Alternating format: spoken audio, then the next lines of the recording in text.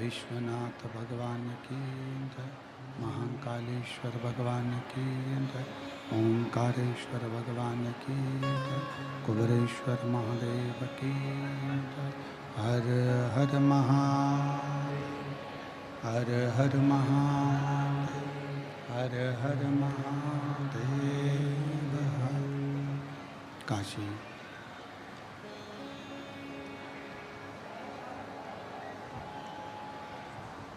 विश्वनाथ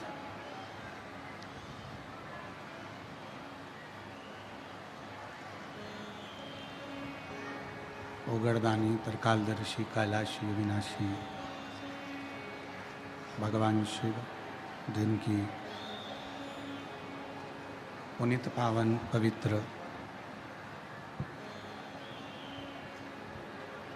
शिव महापुराण की कथा बाबा देवादिदेव महादेव की कृपा से, करुणा से, उनकी उदारता से श्रवण करने का सौभाग्य प्राप्त हुआ है। भगवान शिव की ये परम कृपा, जो ये पवित्र पावन शिव महापुराण की कथा बेजापुर महाराष्ट्र के इस पवित्र भूमि पर हो रही है। कथा के मुख्य यजमान श्री जीवनलाल रविंद्र कुमार जी संचेती, श्री विशाल जी संचेती, संचेती परिवार बेजापुर महाराष्ट्र। एक बार जोरदार ताली बजाकर यजमान परिवार के लिए साधु का। भगवान शिव की कृपा से कथा मंडप में विराजमान सभी संत, साधु, गुरुजन एवं अतिथि महोदय सभी को साधुवाद, जो इस पवित्र पावन शिव महापुराण की कथा का लाभ लेने के लिए यहाँ विराजे। और तेरी कृपा बिना नाही एक भी लेते तनु बखान क्या करूं मैं राखों के ढेर का, चपटी बहुत में खजाना कुबेर, मुक्ति द्वार ओमकार तू भोले ओमकार दर्शन आपो शंभो शरण पर माओ घड़ी रे दुख काटो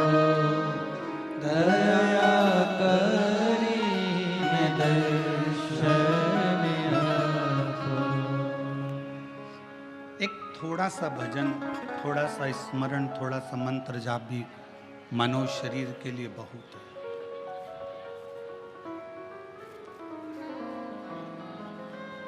एक प्रसंग शिव महापुराण में आता है कि एक बार देव ऋषि नारद को अपनी विद्वत्ता का अभिमान आ गया।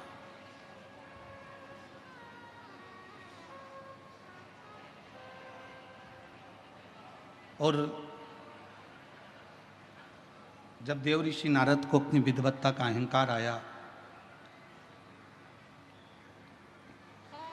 देव ऋषि नारद ने भगवान नारायण से जाकर कहा कि जितना मैं भगवान का भजन करता हूं, इतना संसार में रहने वाला कोई व्यक्ति आपका भजन नहीं करता। जितना मैं मंत्र जाप करता हूं, उतना कोई मंत्र जाप नहीं करता। जितनी बार मैं आपका नाम लेता हूं, उतना नाम शायद कोई भी नहीं लेता। भगवान विष्णु ने कहा, हो सकता है कि आपका मंत्र जाप प्रबल हो, आप श्रेष्ठ हो, मना नहीं।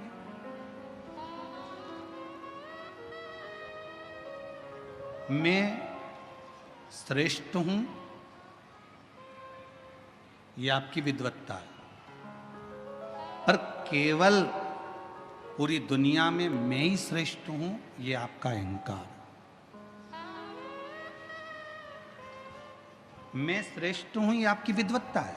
आप श्रेष्ठ हैं, आप अच्छा कार्य कर रहे हैं, बढ़कर काम कर रहे हैं, मेहनत कर रहे हैं, अपने कार्य को आप करा है, तो आप श्रेष्ठ हैं। मैं श्रेष्ठ हूं, ये शब्द आपकी विद्वत्ता है, पर केवल मैं ही श्रेष्ठ हूं पूरी दुनिया में, ये आपका अहंकार है।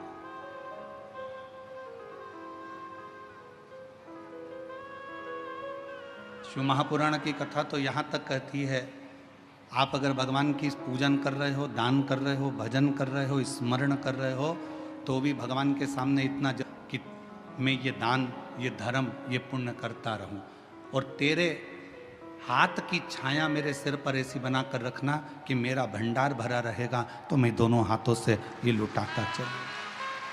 ठीक है? कटोरा ले जाते तूने मेरा नाम कितनी बार लिया? देव ऋषि नारद ने कहा, यदि नाम लेता तो खीर ही गिर जाती, इसलिए एक बार भी मैंने नाम नहीं लिया। भगवान नारायण ने कहा, नारद, तुझसे तो बड़ा संसार में रहने वाला एक मनुष्य है जो दुकान पर जाता है तो मेरा नाम लेता है, और आता है तो मेरा नाम लेता है। खेती कर रहा है तो मेरा नाम ले रहा है, कर्म कर रहा है तो मेरा नाम ले रहा है। तो कहा उसने कोई सन्यास नहीं लिया, उसने कोई तपस्या नहीं करी, उसने कोई साधना नहीं करी, उसने अपना घर नहीं छोड़ा, अपनी प्रॉपर्टी नहीं छोड़ी, अपना परिवार नहीं छोड़ा। भगवान नारायण ने कहा, नारद, पूरी लिस्ट उठाकर देखना, जिन्होंने घर छोड़ा उनको परमात्मा बहुत मुश्किल से मिला। मीरा अपने घर में रहकर गिरधर को प्राप्त कर ली, संत तुकाराम जी घर में रहकर हरि विठ्ठल को प्राप्त कर लिए, नामदेव जी घर में रहकर भगवान पांडुरंगा हरि विठ्ठल को प्राप्त कर लिए, मुक्ताबाई ने भगवान को प्राप्त कर लिया, रामकृष्ण परमहंस ने अपने परिवार में रहकर माँ जगज्जननी को प्राप्त कर लिया, कर्माबाई ने अपने घर में रहकर जगन्नाथ को प्राप्त कर लिया। इस संसार सागर में प्रहलाद भी घर में रहा, भगवान को प्राप्त किया। ध्रुव जी घर में रहे, भगवान को प्राप्त किया। घर में रहकर भजन करने वाले को परमात्मा शीघ्र मिल जाता।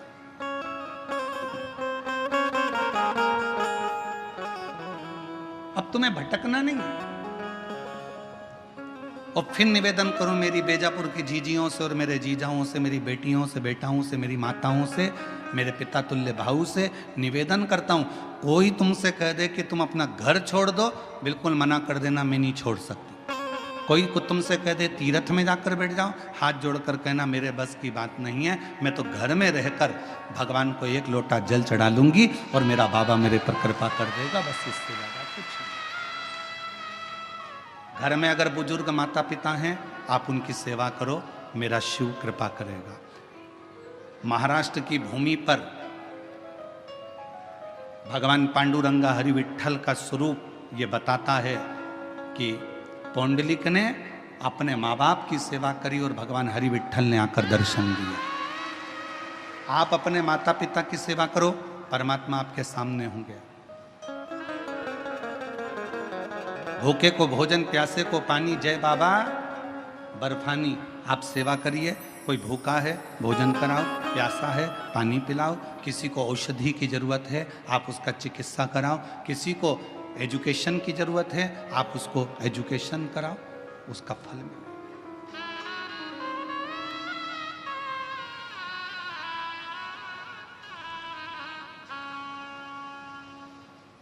जरूरी नहीं है कि आप किसी व्यक्ति को कोई धन दोगे तो दानी कहलाओगे।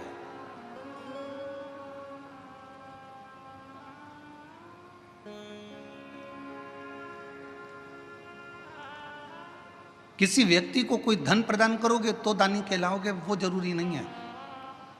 दानी की एक निशानी और होती है, अपने मोहल्ले में, अपनी कॉलोनी में, अपने परिवार में, अपने कुटुंब में अगर कोई को शिक्षा की जरूरत है और उसके पास में एजुकेशन का पैसा नहीं है, अपने धन में से कुछ रुपए निकाल कर उसके कॉलेज की फीस, उसके स्कूल की फीस, उसका ड्रेस, उसकी किताबें, अगर 2-5 साल आपने उस बच्चे का, उस बेटी का हाथ पकड़ लिया और उसकी अच्छी एजुकेशन करा दी, अगर वो बच्चा इंजीनियर बन गया, डॉक्टर बन गया, कलेक्टर बन गया, आईजी, डीआईजी बन गया, कमिश्नर बन गया, तो वो किसी को भूल जाए वो बात दूसरी है, पर जिसने उसको एजुकेशन में साथ दिया उसको जिंदगी भर नहीं भूलता, वो नहीं भूल पाता।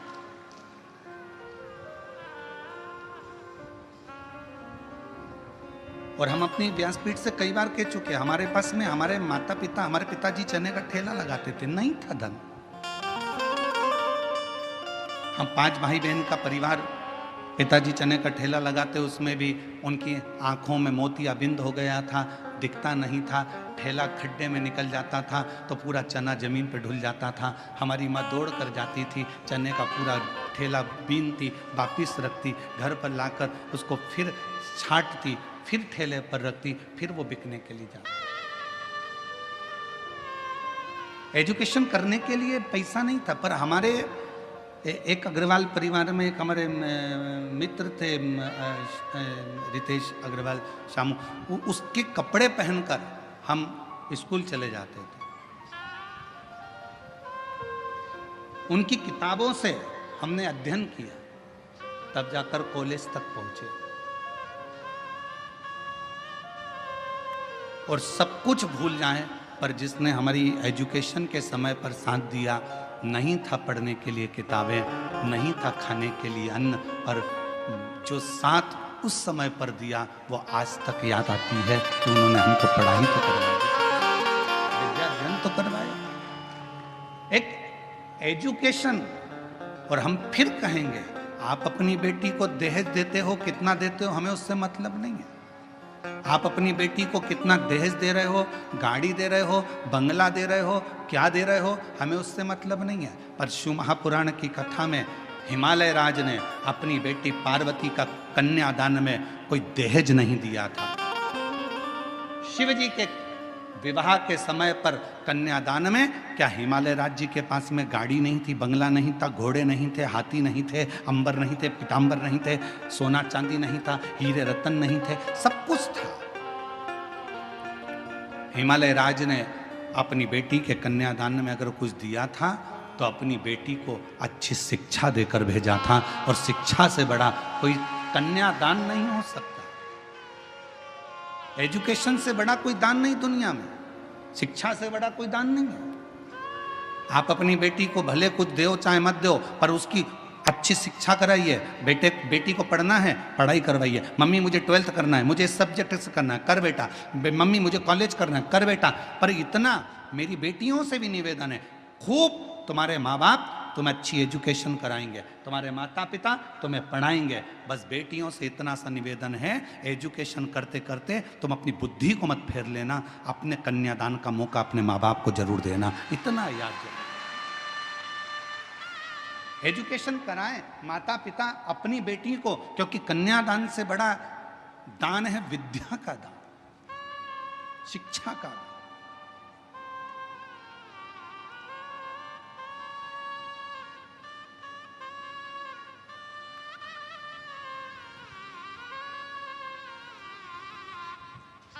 हमारे सीहोर में बिठले सेवा समिति के पास जाकर देखना, आप लोग जो दान करते हो उनके पास का जाके एक रजिस्टर देखना, जिस रजिस्टर में केवल मध्य प्रदेश के नहीं पूरे भारत के कई बच्चे ऐसे हैं जिनकी कॉलेज की फीस, जिनकी स्कूल की फीस, जिनकी किताबें, जिनके ड्रेस बिठले सेवा समिति हर साल दिलवाती है और हर साल फीस जमा करके उनको पढ़ाती है,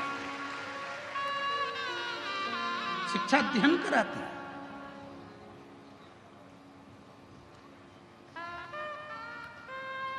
विद्या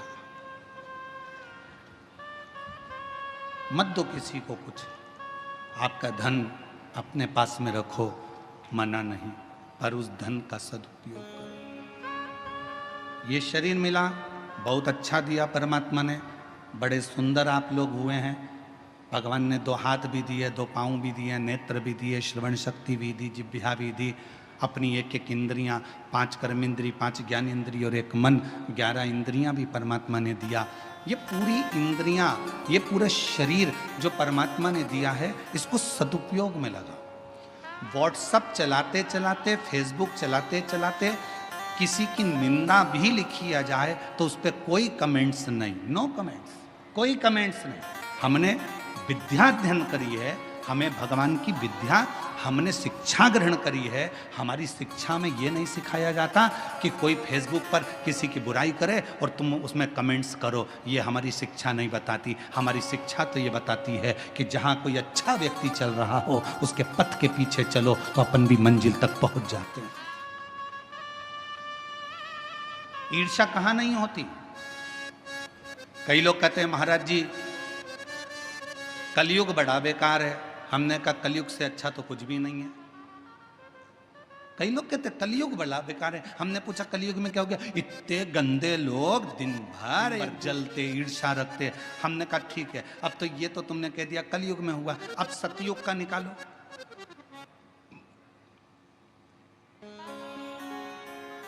त्र्यंबकेश्वर बाबा की कथा निकाल लो, ज्यादा दूर मत जाओ, यही महाराष्ट्र की त्र्यंबकेश्वर बाबा की कथा निकालो।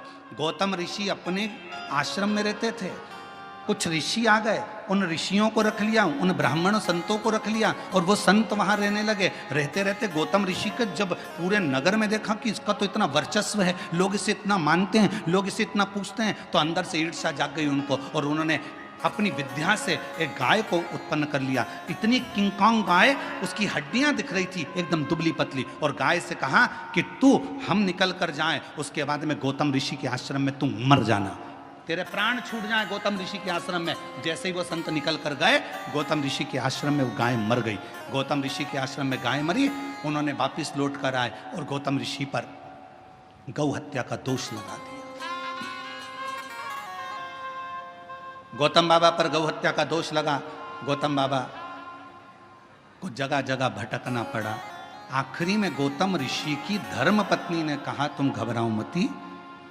ब्रह्मा विष्णु और महेश की आराधना करी, तब वो त्र्यंबकेश्वर के रूप में मेरे देव अधिदेव महादेव आकर बैठे और वहां गौतम ऋषि को गौ हत्या के दोष से मुक्त किया। अब ये कथा कोई, लोग कहते हैं कलयुग बेकार था, सतयुग उठाकर देख लो। लोग कहते हैं कि कलयुग बेकार था, हम कहते हैं त्रेता उठाकर देख लो। मेरे राम जी महाराज की धर्म पत्नी ने अग्नि परीक्षा माता जानकी जी ने दे दी, उसके बाद भी उनको नहीं छोड़ा गया। अब शब्द कहने वाले कहते रहे, अब वो जाने दो। द्वापर उठाकर देख लो, भगवान कृष्ण के जीवन की लीला। भगवान कृष्ण को किसी ने भगोड़ा कह दिया, किसी ने कुछ कह दिया, किसी ने माखन चोर कह दिया, उनको शब्द के शब्द सुनना पड़े। जरा विचार करिए कि ये कलयुग है, पर इतना याद रखना कि दुनिया के लोग कहते हैं कलयुग बेकार था। शिव महापुराण की कथा कहती है ऐसा कोई युग नहीं जिस युग में निंदा करने वाले पैदा नहीं हुए, अपशब्द कहने वाले पैदा नहीं हुए, आड़ा टेढ़ा बोलने वाले पैदा नहीं हुए, गाली देने वाले पैदा नहीं हुए। हर युग में हुए, बस अंतर इतना है उस युग में तुम पैदा नहीं हुए थे, इसलिए तुमको मालूम नहीं है।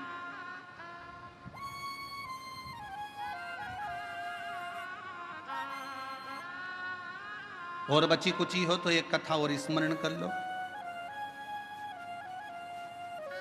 भगवान शंकर की नृत्य करती हुई नटराज की मूर्ति किस किस ने देखी है? फोटो या मूर्ति कभी मोबाइल पे या कहीं देखा है? हाथ तो उठाओ जरा, सबने देखा है, रख लो। शिव जी की नटराज की मूर्ति अगर आपने देखी होगी तो भगवान नटराज नृत्य कर रहे हैं और नृत्य करते समय उनके पांव के नीचे एक पुरुष दबा हुआ है। देखा है? जम के तो बोलो, सबने देखा है? आवाज नहीं आई, जम के बोलो जरा। देखा है ना? एक पुरुष जमीन पर लेटा है और भगवान शंकर उस पर नृत्य कर रहे हैं। अब लोग क्या कहेंगे कि भगवान देवाधिदेव महादेव, भगवान शंकर, भगवान शिव, ओगड़दानी शंभु एक पुरुष के ऊपर नृत्य कर रहा।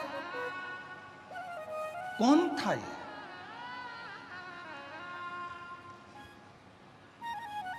शिव महापुराण की कथा ने कहा, कुछ ऋषियों में भगवान विष्णु और भगवान शिव में कौन बड़ा है उसके लिए विवाद छिड़ गया।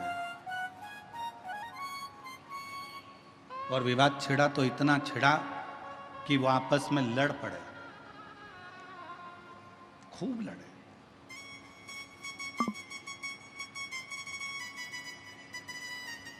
इतनी लड़ाई हो गई ऋषियों में, आखिरी में निर्णय ये निकला कि भगवान विष्णु ही श्रेष्ठ हैं, उनकी बुद्धि में प्रारंभ करो। अब वो शिव जी को व्यर्थ समझने लगे। अब जब भगवान शंकर को व्यर्थ समझने लगे तो ऋषियों के मन में आया कि कुछ भी हो, अगर ये शंकर भगवान को व्यर्थ समझ रहे हैं, उनकी निंदा कर रहे हैं, उनके लिए अपशब्द बोल रहे हैं, तो ऋषियों ने एक पुरुष को प्रकट करा।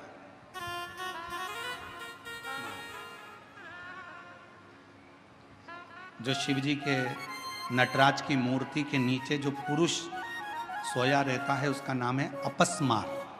क्या नाम है? जम के बोलो, अपस्मार। फिर से बोलो, अपस्मार। एक पुरुष उत्पन्न किया और पुरुष उत्पन्न कर कर उस पुरुष को आज्ञा दी, जाओ जाकर देवाधिदेव महादेव को समाप्त कर दो। अब उन ऋषियों को समझाए कौन? जिसके अधीन स्वयं काल हो, जो स्वयं कालों का भी काल महाकाल हो, उसे कौन समाप्त करेगा? कौन मारेगा? कहा, हे अपस्मार पुरुष, तुम्हें जाकर भगवान देवाधिदेव महादेव का संहार करना है, उनको समाप्त करना है। अपस्मार पुरुष ऋषियों की वाणी को सुनकर, क्योंकि ऋषियों ने उसको प्रकट करा था, उनकी वाणी सुनकर चल दिया देवाधिदेव महादेव को मारने के लिए। जो धाम पर पहुंचा तो शंकर और पार्वती मैया बैठे हुए थे। अपस्मार मुनि उस पुरुष ने, अपस्मार पुरुष ने जैसे ही शिव और पार्वती जी का दर्शन किया, दर्शन करते से ही उसकी आंख में से आंसू बहने लगे, नेत्रों से नीर।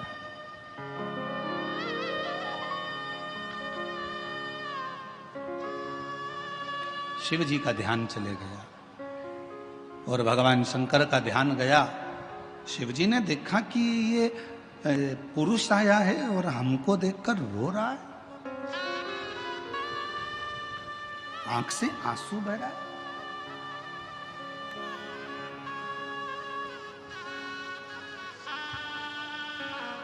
शिव जी ने ध्यान लगाकर देखा कि ये है कौन।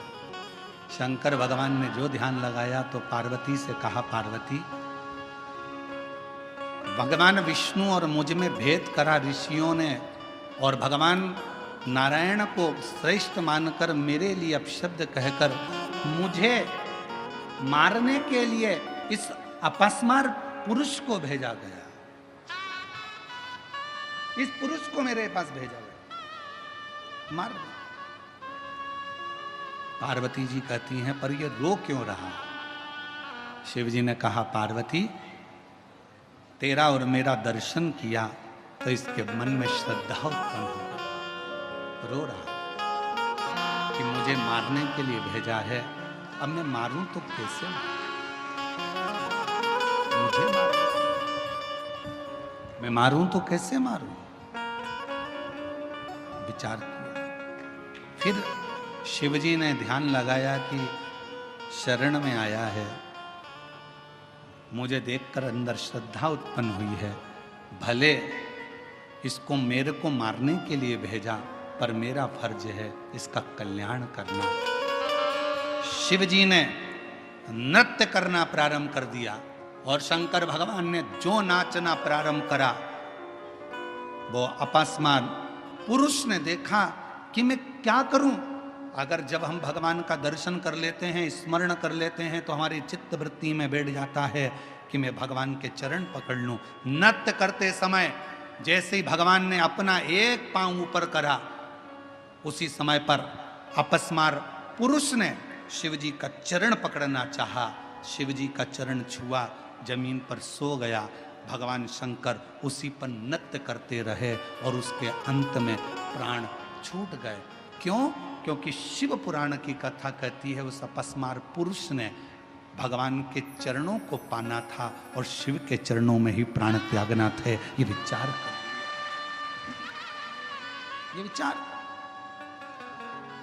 और हम तो बाबा के भरोसे चलते हैं, हम तो बाबा के भरोसे चलते हैं।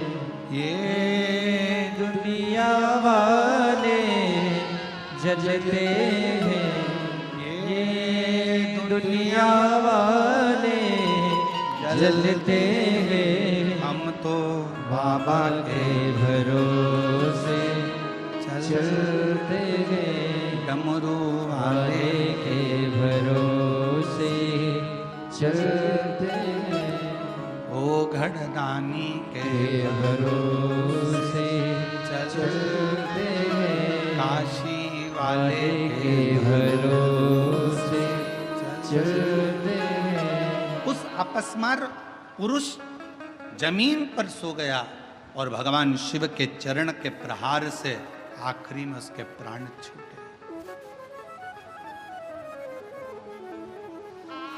असुर था, शिव को मारने के लिए आया था। कोई दूसरे ने पैदा नहीं करा था उसको, ऋषियों के क्रोध ने, ईर्ष्या ने उसको जन्म दे दिया था।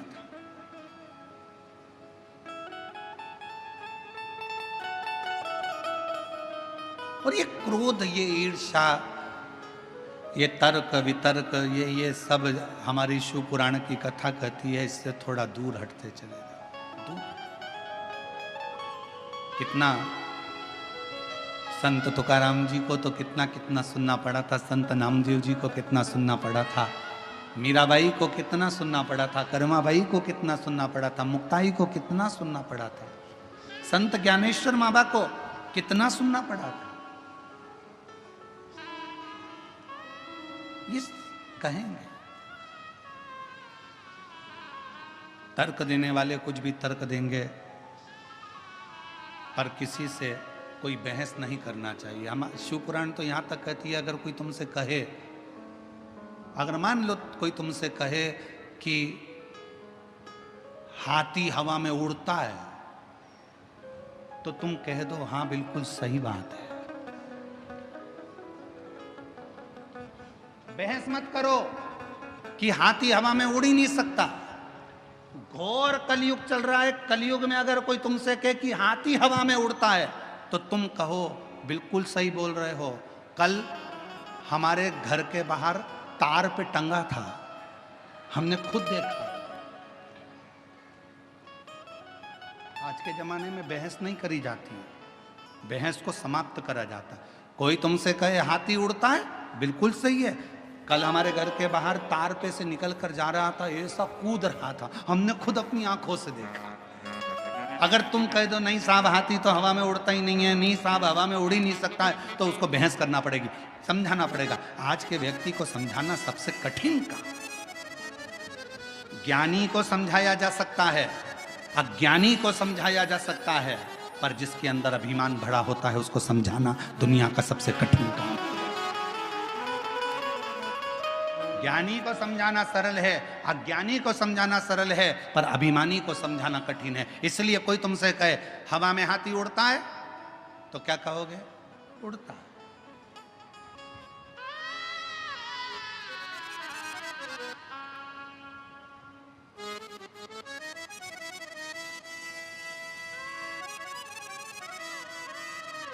अब किससे वो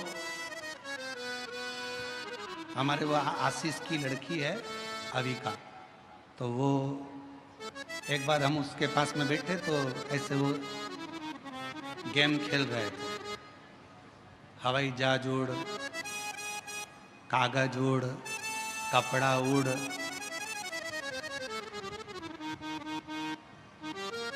वो भी उड़ा रही थी। अब उड़ाते उड़ाते हमने कह दिया कि चप्पल उड़, तो हमने कहा तुम तो आउट हो गई। कहने काय को आउट हो गई? चप्पल भी उड़ती है। हमने कहा कैसे उड़ती है? वो गई बाहर से चप्पल उठा लाई, उड़ी की नहीं उड़ी? हमने कहा उड़ गई। अब ज्ञानी को समझाओ, अज्ञानी को समझाओ, पर शास्त्र कहता है आज का जमाना कोई बहस करने का नहीं है, आज का जमाना बहस का नहीं, आज का जमाना तो बस भजन करने का है। मौन रहो, स्थिर रहो और भजन, स्थिर, चित्त स्थिर।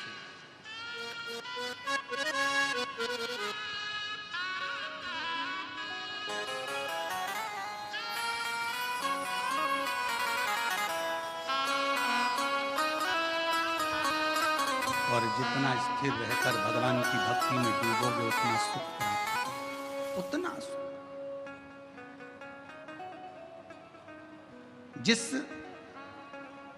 अपस्मार पुरुष को ऋषियों ने जन्म दिया था, वो अपस्मार पुरुष शिव को मारने के लिए गया था, पर मेरे शंकर भगवान के दर्शन का फल ये मिल गया कि उसके चरणारविंद में ही उसके एक दर्शन का सुख है। लोग कहते हैं शिव जी की कथा सुनने से क्या मिल सकता है, भगवान के भजन से क्या मिल सकता है, भगवान के भक्ति से क्या मिल सकता है, शिव स्मरण से क्या मिल सकता है, शिव महापुराण की कथा पंडाल में बैठकर सुनने से क्या मिल। ये पत्र कितने आते हैं, ये देखो एक पत्र बड़ा। मैं सविता अप्पा साहेब दारुंटे, गांव हनुमंत गांव, तहसील बेजापुर, जिला छत्रपति संभाजी नगर। मेरा मोबाइल नंबर ये है। मेरी शादी को 19 साल हो गए थे, फिर भी 19 साल में कोई संतान नहीं थी। अस्पताल में डॉक्टरों की सलाह ली पर मुझे समाधान नहीं मिला। फिर डॉक्टरों ने 2017 में टेस्ट बेबी भी कराया, पर उससे भी मुझे औलाद नहीं हुई। एक दिन आस्था चैनल पर मैंने मेरे परिवार के मुख से सुनी हुई शिव महापुराण की कथा बताई, तो हमने सुनना प्रारंभ करी। सफेद आंकड़े की जड़ को बांधा। पिछले 3 से 4 साल में हम रोज आस्था चैनल पर कथा सुनते हैं, बाबा से विनती करते हैं, गुरुदेव कोई एक बार आंकड़े की जड़ का प्रयोग करता है, मैंने 2 बार आंकड़े की जड़ का प्रयोग करा। बार बार भगवान शिव के पशुपति व्रत करे और बाबा की कृपा से 19 साल के बाद 25 मई 2025 को मुझे 2 बेटों ने जन्म लिया। मैं बाबा को प्रणाम करने के लिए आई हूं। अगला पत्र देखिए।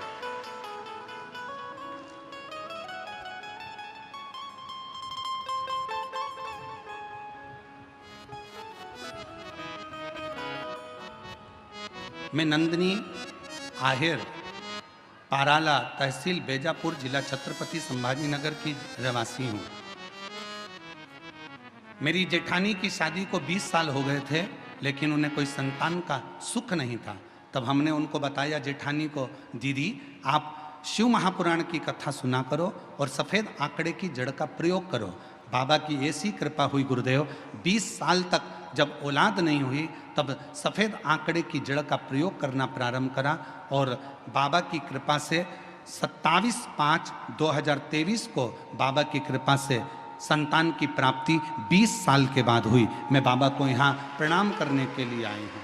शिव तत्व किसको कहते हैं? भगवान शंकर ओघड़दानी की कृपा किसको कहते हैं? जिनके नाम लिए गए हैं, अगर वो लोग बैठे हों तो बेलपत्र लेने के लिए आ सकते हैं। शिव तत्व किसको कहते हैं? एक विश्वास, एक भरोसा, एक दृढ़ता, और ये बहुत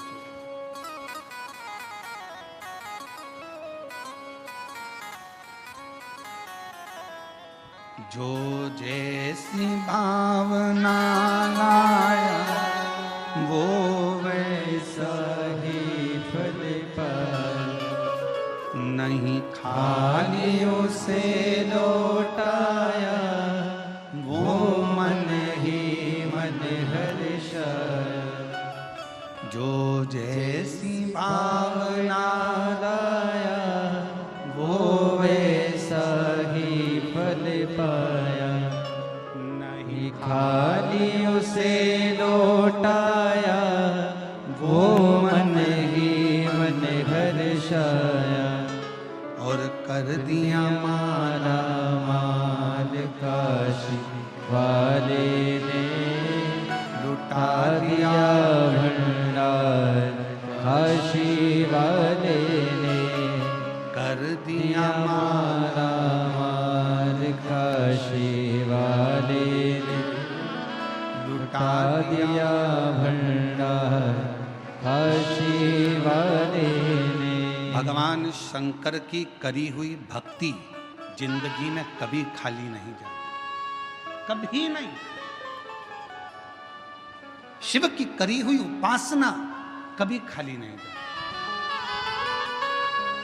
जो जैसी भावना लाया वो वैसा ही फल पाया, नहीं खाली उसे लौटाया, वो मन ही मन हर्षाया। और कर दिया 20 साल के बाद हुआ है। एक बार जोरदार ताली बजाएं। वाले ने, लुटा दिया भंडार काशी वाले ने, लुटा दिया भंडार काशी वाले ने। कर दिया माला माल काशी वाले ने। जो जैसी भावना लाया वो वैसा ही फल पाया, नहीं खाली उसे लौटाया, वो मन ही मन हर्षाया। और कर दिया माला माल काशी वाले ने, लुटा दिया भंडार काशी वाले ने। जिसने अपनी अवस्था में एक बार भी शिव की आराधना करी है। यहाँ जितने लोग शिव महापुराण की कथा में बैठे हैं, मैं भगवान देवादिदेव महादेव की इस पुराण पर पूर्ण भरोसा कर कर कह सकता हूँ कि आपके माता पिता ने, आपके घर के बुजुर्गों ने जरूर शिव जी की आराधना करी होगी और उन्हीं की कृपा से आप यहाँ शिव महापुराण की कथा में।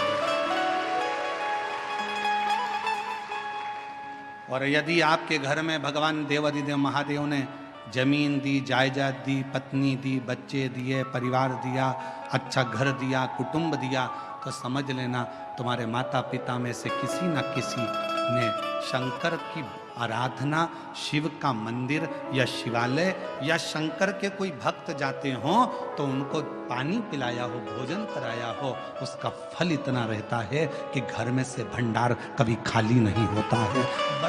आज हम संचेती परिवार को बहुत बहुत धन्यवाद देते हैं, श्री जीवनलाल जी को, श्री रविंद्र कुमार जी को, श्री विशाल जी को। ये शिव की उदारता है और हम विशाल जी को बहुत साधुवाद देते हैं कि ये भगवान शंकर की बड़ी करुणा कृपा।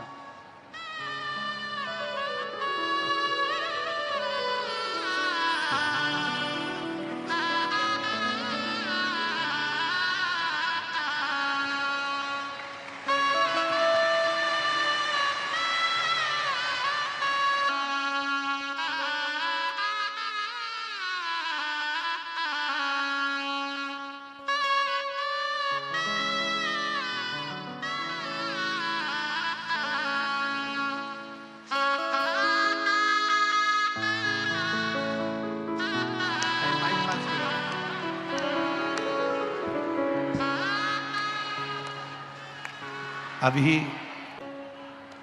यही 2025 और 19 साल के बाद हुए हैं दोनों। जोरदार ताली बजाकर स्वागत करें।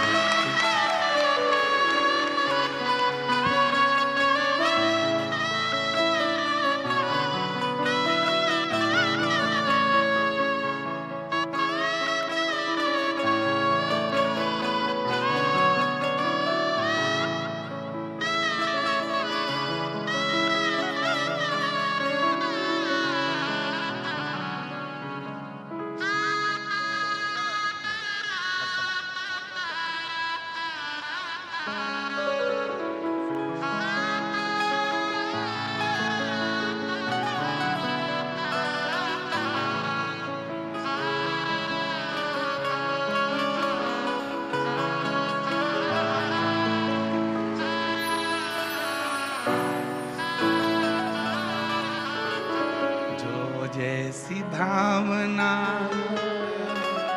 वो वैसा ही फल पाया, नहीं खाली उसे लौटाया, वो मन ही मन हर्षाया, और कर दिया माला माल काशी वाले, उठा दिया भंडार काशी वाले ने। ये कथा करते करते तो हमको ऐसा लगता है कि भारत सरकार थोड़े दिन में हमारे पास में पत्र भेजेगी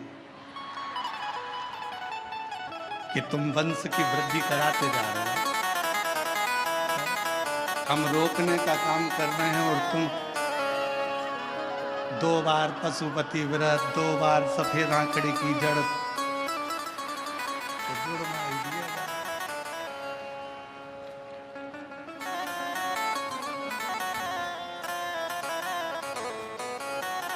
अब कौन समझाए शंकर जी के घर की एक बेटे की 2 बहुएं रिद्धि और सिद्धि,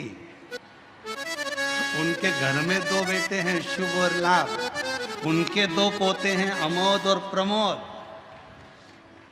शिव जी के 2 पुत्र श्री गणेश और कार्तिकेय, तो उसके यहाँ भी 2 का क्रम चलता आ रहा है, इसलिए वो अपने भक्तों को जरा छप्पर फाड़ कर देता है।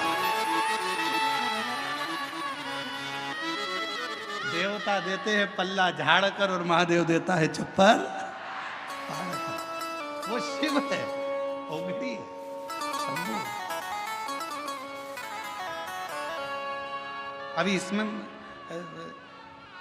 बहुत, अगर हम आपको अगर ये पत्र दे नीचे और आप अगर छाटोगे तो इसमें बच्चों के पत्र इतने सारे हैं और उसमें सबसे ज्यादा है जुड़मा वाले।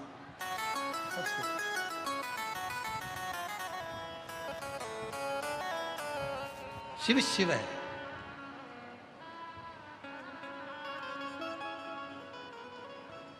शंकर शंकर, ओगड़दानी ओगड़दानी।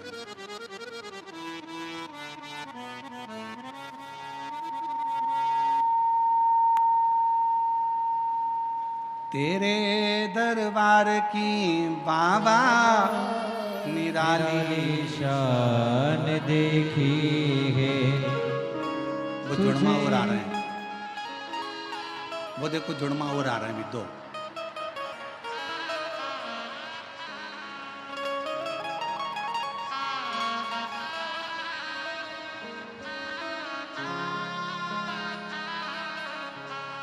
तेरे दरबार की बाबा निराली शान देखी है, तुझे देते नहीं देखा, पर झोली भरी देखी है।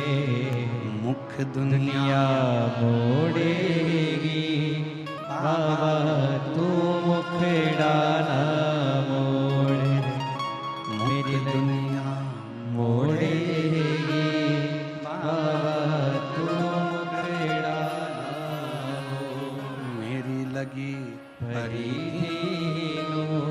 बाबा, तू वेला हो। शिव कथा कर रही।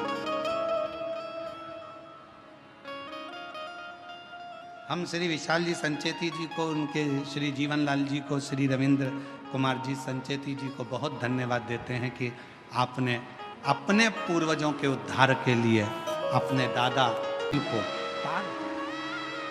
अगर भगवान धन दे, और भगवान अगर धन के साथ में हृदय दे, तो अपने पूर्वजों के उद्धार के लिए जिंदगी में एक बार शिव महापुराण की कथा जरूर करो और कराओ, स्मरण करो अपने जीवन में। शिव शिव है, उसकी उदारता, उसकी करुणा, कृपा। शिव कथा कर रहे हैं।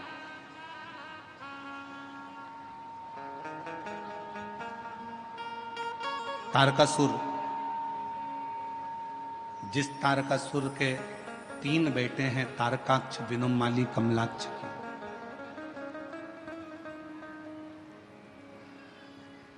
तारकाक्ष, विदुमाली, कमलाक्ष की 3 पुत्र हैं। और जिस समय पर तारकासुर के प्राण छूटने का समय आया, तारकासुर को मारने का समय आया, षडानंद कार्तिकेय जी महाराज का जो प्रागट्य हुआ मां गंगा की 6 धार से, कृतिकाओं ने पालन करा तो नाम कार्तिकेय जिनका पड़ा। उन षडानंद कार्तिकेय जी को तारकासुर के संहार के लिए भेजा गया।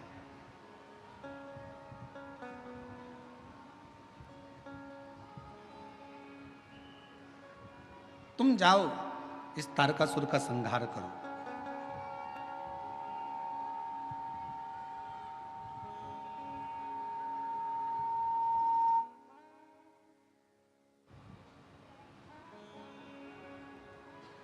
इस तारकासुर का संहार करिए।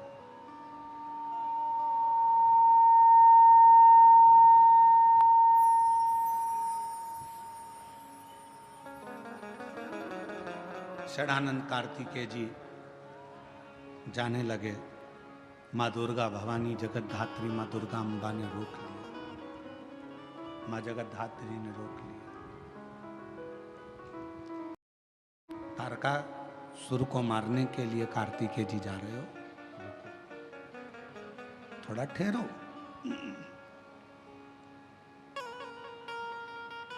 माँ अम्बा ने कहा कि तारकासुर ब्रह्मा जी से एक वर मांगा था, अगर मैं मरूं तो शिव जी के पुत्र के द्वारा मरूं। कार्तिकेय, तारकासुर तुम्हारे द्वारा मरेगा ये निश्चित है, पर बात ऐसी है कि तारकासुर ब्रह्मा जी को कष्ट दिया, सबको कष्ट दिया, पर तारकासुर ने कभी शंकर को कोई कष्ट नहीं। कि शिव जी का संसार में देवता हो, असुर हो, गंधर्व हो, साच हो, किन्नर हो, गंधर्व हो, तारकासुर जैसे कोई भी असुर हो, मेरे शंकर भगवान का दुनिया में कोई द्रोही नहीं है, शिव जी का कोई दुश्मन नहीं, शिव का कोई दुश्मन नहीं। और आपका और हमारा भी जगत में कोई दुश्मन नहीं है। ना हमारा कोई दुश्मन है, ना आपका कोई दुश्मन। दुश्मन कौन? आपका भी कोई दुश्मन नहीं है, हमारा भी कोई दुश्मन नहीं है। दुश्मन किस चीज का है? तो कहा दुश्मन अगर इकट्ठे होते हैं तो आपकी प्रतिष्ठा के दुश्मन एकत्रित होते हैं।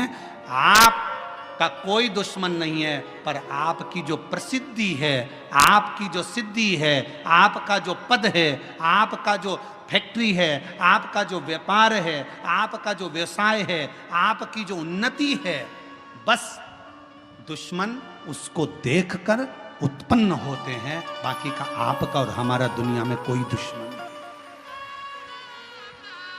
ना आपका कोई दुश्मन है, ना कोई दुश्मन है, ना आपका कोई दुश्मन है। दुनिया में कोई दुश्मन ना तुम्हारा है ना हमारा है। केवल प्रसिद्धि को देखकर, सिद्धि को देखकर, आपकी सिंहासन को, आपकी सत्ता को देखकर उसके दुश्मन।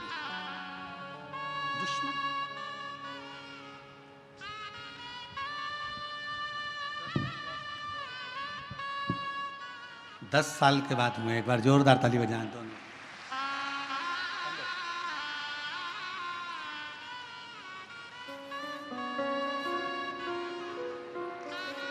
संभव श्री शिवाय नमस्ते। चलो प्रणाम करो, प्रणाम करो आराम से।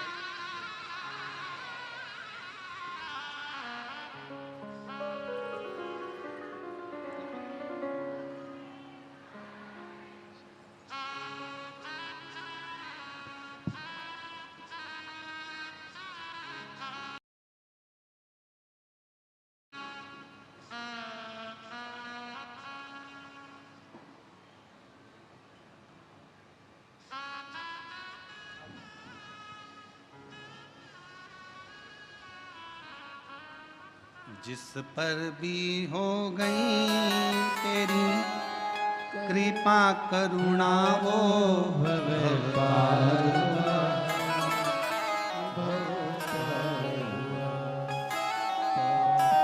हो चाहे जितना उसका भी बाबा उधार हुआ, उधार गिद्ध अजामिल गणिका जैसे तेरे मन को भाई जरा सी हम पर कर दो, जरा सी हम पर कर दो।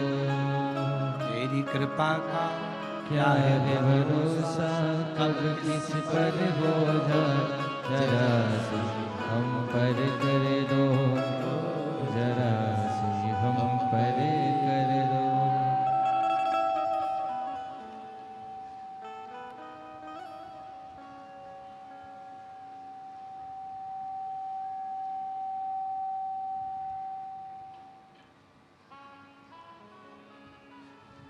शिव कथा कर रही है, भगवान शंकर का चरित्र कह रहा है, शिव महापुराण की कथा कर रही है, शिव तत्व कह रहा है। कोई दुश्मन नहीं। मां के गर्भ से जब जन्म लिया था, आपका और हमारा कोई दुश्मन नहीं था। आपकी और हमारी प्रसिद्धियां जब बहुत आगे बढ़ बढ़कर अगर कोई कार्य करता है तो लोग उससे भी ईर्ष्या करने लगते हैं। ईर्ष्या। पर क्या सोचना, एक हंस और एक कौवा, दोनों में अंतर होता है। हंस और कौवे में बहुत अंतर होता है। हंस किसी को देखकर, अगर सरोवर के तट पर कोई आ जाए, या कोई पशु आ जाए, पक्षी आ जाए, मनुष्य आ जाए, गंधर्व आ जाए, देवता आ जाए, जलचर आ जाए, हलचर आ जाए, कोई भी अगर वहां आ जाता है तो हंस कभी चिल्लाता नहीं।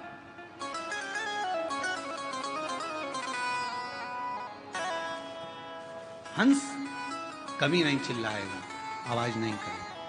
हंस किसी की अगर गलती भी कर दी है, शंभो शंभो शंभो, अगर गलती भी कर दी है, अगर किसी ने कुछ गलती भी कर दी है तो भी हंस चिल्लाएगा नहीं, हंस बोलेगा, हंस शब्द नहीं करेगा, क्योंकि वो हंस है। और कौवे का क्या काम है? कौवा, किसी ने कुछ करा और कौवे ने चिल्लाना प्रारंभ करा। दो तरह के मनुष्य होते हैं, एक हंस स्वभाव का होता है, किसी की बुराई देखकर भी उसकी बुराइयों को सामने नहीं कहता। इस शिव महापुराण की कथा में से ये सीख लो, बहू अगर गलती कर रही है तो उसको एकांत में ले जाकर समझाओ, बेटा तुमने ये गलती करी। बेटे ने गलती करी है तो उसको एकांत में ले जाकर समझाओ कि तुमने गलती करी। भाई गलती करे उसको एकांत में ले जाकर समझाओ कि तुमने ये गलती करी। देवरानी जेठानी कोई गलती करे तो एक दूसरे को एकांत में ले जाकर समझाया जाए कि तुमने ये गलती करी है। सबके सामने न बहू को चिल्लाइए, सबके सामने न सास को चिल्लाइए, सबके सामने न भाई को चिल्लाइए, सबके सामने किसी को मत चिल्लाइए। क्यों? अगर आप आज अपनी बहू को सबके सामने चिल्लाकर बोलोगे तो वो बहू का सत्कार सबके सामने खत्म हो जाएगा। फिर मोहल्ले के लोग भी उसको चिल्लाकर बात करेंगे, छोटे छोटे बच्चे भी चिल्लाकर बात करेंगे, अपशब्द कहेंगे। पत्नी को भी अगर कुछ कहना है, पत्नी को भी अगर शब्द कहना है तो पति को चाहिए कि उसको एकांत में ले जाकर फिर कुछ बात कहे, किसी के सामने कोई संबोधन ना कहे, कोई संबोधन, एकांत, शांत, चुप, मौन। कल कथा में कहा था, गलती किससे नहीं होती? जम के बोलो, किससे नहीं होती है? भगवान से। इंसान से गलती हो रही है तो समझ लेना कि वो इंसान है, गलती का पुतला ही तो मनुष्य है। अगर गलती नहीं करेगा तो फिर तो भगवान बन जाएगा। गलती हो रही है तो इंसान है, गलती नहीं कर रहा तो वो तो भगवान बन गया। और जगत में ऐसे बहुत सारे भगवान घूम रहे हैं, बहुत ऐसे। हाँ, हमने कभी कोई गलती नहीं करी, हम कभी गलती करते ही नहीं है, हमने आज तक जिंदगी में कोई गलती नहीं करी। तो ऐसा व्यक्ति मिल जाए तो सिर पे पल्लू लेके उसके पांव पड़ लो, तू तो भगवान है रे, तू तो देवी देवता है रे, धन्य है जो तूने गलती नहीं करी, धन्य। कल की कथा में था ये प्रसंग। कल की गलती हो रही है, मानव है, मनुष्य है, मानव का शरीर है, करेगा गलती। हंस और कौवे में एक अंतर है, हंस गलती को देखता है तो भी चुप रहकर एकांत में जाकर कह देता है कि तुमने ये गलती करी। हंस कभी चिल्लाकर नहीं कहता। और कौवा एक ऐसा होता है जो कोई गलती करे तो काऊ काऊ काऊ काऊ कर कर कर चिल्ला चिल्ला कर इकट्ठा करेगा, सारे कौवों को इकट्ठा कर लेगा। और वो कौवे भी कुछ नहीं करेंगे, वो भी काऊ काऊ करेंगे। कौवे का काम है कि सबको इकट्ठा करना है, चिल्लाओ काऊ काऊ काऊ करो, इसने ये गलती करी है, चिल्लाना चालू करो। और कौवे का काम है वो चिल्लाता रहेगा, इकट्ठा करेगा, सबको एकत्रित करेगा। और वो कौवे भी चिल्लाएंगे, बहुत चिल्लाएंगे। पर निवेदन है, कौवा मत बनना, हंस के झुंड में जाकर बैठना, थोड़ा समझना समझाना। चलो, अगर किसी व्यक्ति ने गलती करी है तो अपन हंस बनो, उसके पास चलो, बात करो, एकांत में बैठो, समझाओ। कौवे जैसे चिल्लाने का प्रयास ना करो। बहू ने गलती करी है, बेटा तूने गलती कर दी, आज तुझसे ये गलत हो गया, कोई बात नहीं मम्मी, आपने मुझे अकेले में समझाया, अच्छा लगा। माँ, माँ हो ना, इसलिए समझा रही हो, अच्छा लगा। भाई भाई को समझाए। लंकापति रावण ने विभीषण को लात मारी भरी सभा में, विभीषण ने रावण को समझाया भरी सभा में। गलती दोनों की थी। अगर समझाना था तो अपने भाई के पास एकांत में जाकर बैठता, कहता भैया गलती हो रही है, समझने की बात है, समझो तो सही। पर लात भी मारी विभीषण को तो सबके सामने, और विभीषण समझाने के लिए भी खड़ा हुआ तो सबके सामने। एकांत में अगर समझाता तो रावण थोड़ा न थोड़ा समझ जाता, ऐसा नहीं कि नहीं समझता। पर हम सबकी आदत है, हम पहले पूरे नगर में डोंडी पीट देते हैं, उसने ऐसा करा, देख ले तेरी पत्नी को, देख ले तेरी धर्म पत्नी को, उसने ऐसा कर दिया, उसने वैसा कर दिया। अरे उसके पति को कहोगे मतलब क्या होगा? तुम जाओ एकांत में बैठो, सिर पे हाथ रखो, उसको अपने सिर पर हाथ रखकर बहुत प्रेम से गले लगाकर स्नेह के साथ कहो, बेटा तुझसे ही गलती हो गई है। क्यों? क्रोध में जो कहा है वही अगर प्यार से कहा होता तो शायद पूरा घर स्वर्ग बन गया होता, पूरा माहौल सुधर गया प्रेम से। पर महाराज क्या कहें, पहले के समय में लोग बोलते थे तो मोती झड़ते थे। क्या झड़ते थे? मोती। आज के जमाने में लोग बोलते तो मेंढक झड़ते।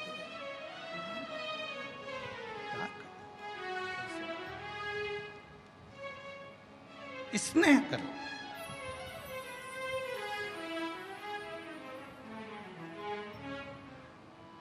पार्वती जी ने कहा कार्तिकेय से, सुन कार्तिकेय, हे कार्तिकेय, तारकासुर को मारने के लिए जा रहे हैं, मना नहीं, पर तारकासुर के हृदय में तेरे पिता शिव बसते हैं। असुर है वो, राक्षस है वो, पर उसके दिल में शिव बसा, शंकर उसके हृदय में बैठा।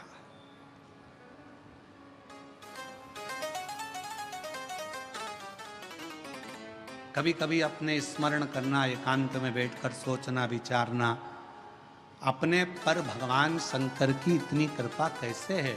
तो तुम्हारे जो पिताजी थे, तुम्हारी जो माताजी थी, या तुम्हारे जो बुजुर्ग थे, उनमें से कोई ना कोई शंकर का भक्त था, इसलिए शिव ने करुणा कर रखी है।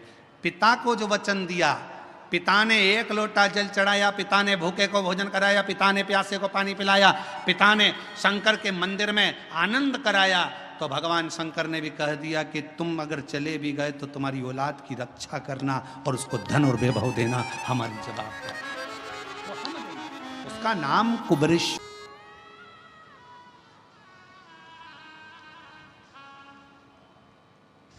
शिव कथा ना जाता कोई दर से तुम्हारे। आप जिस भावना से सम्मुख में आओ, शिव की साक्षी में एक लोटा जल चढ़ाओ, बेलपत्र की साक्षी रखो, बेलपत्र का स्मरण। कितना सुंदर एक प्रसंग आता है शिव महापुराण का, एक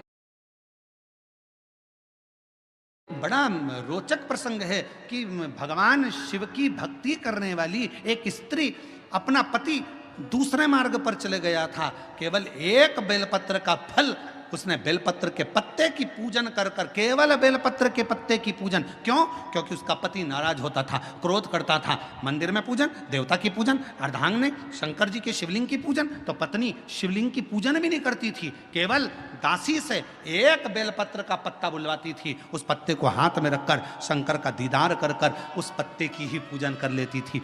और शिव जी ने उस पर भी करुणा कर दी, उसके पति को सतमार्ग दे दिया। सतमार्ग दिया। वो शिव है, साधारण नहीं।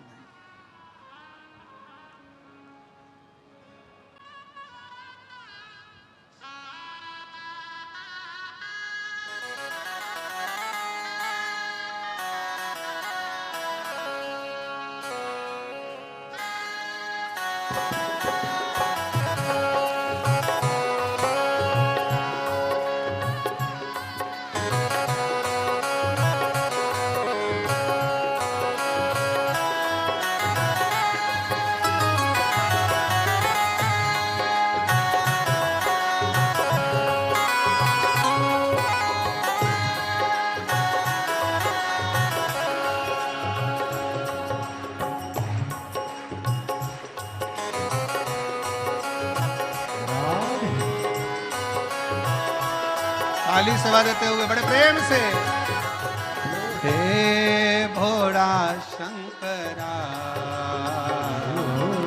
हे भोला शंकरा, आवड़ આવડતું લાવેલા છી, આવડતું લાવેલા છે, પેલા ચપાણા છી. હે ભોળા શંકરા, શંકરા, હે ભોળા શંકરા, શંકરા, હે ભોળા શંકરા. આવડતું લાવેલા છી, આવડતું લાવેલા છે, વેલા ચપાણા છે.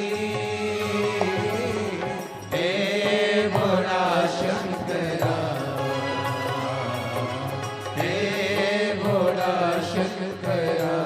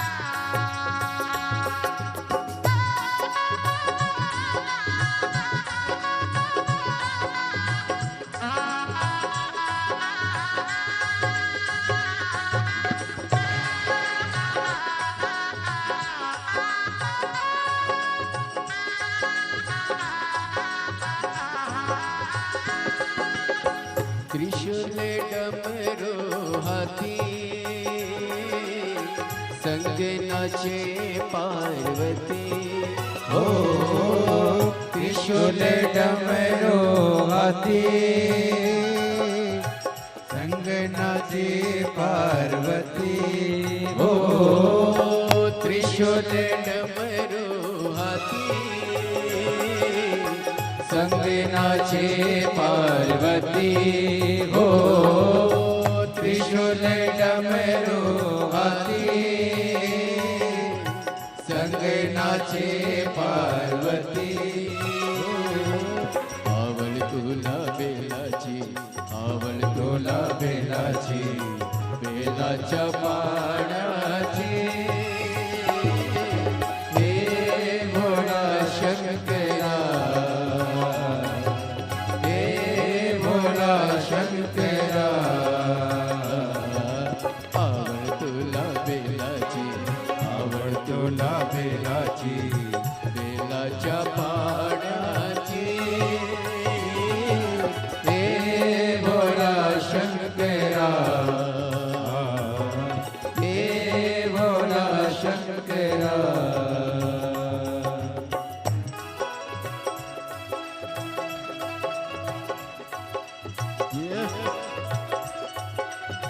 राधे शंभो राधे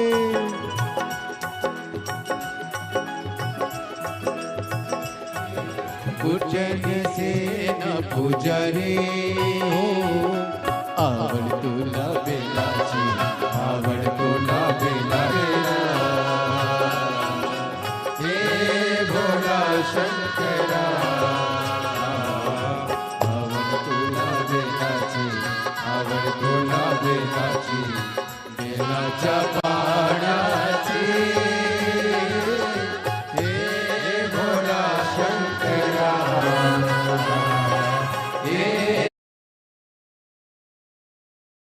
हे भोला शंकरा शंकरा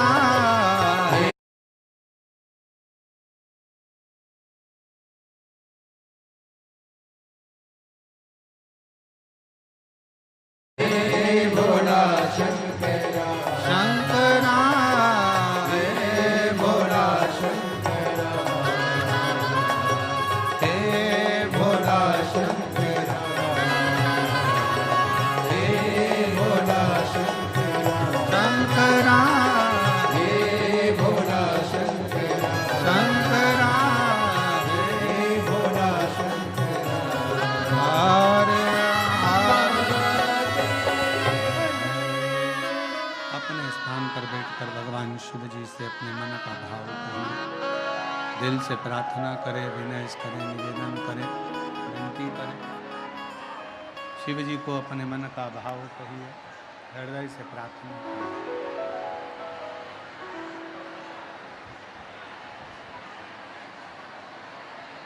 जहाँ भी जगह मिले वहाँ बैठ जाएं।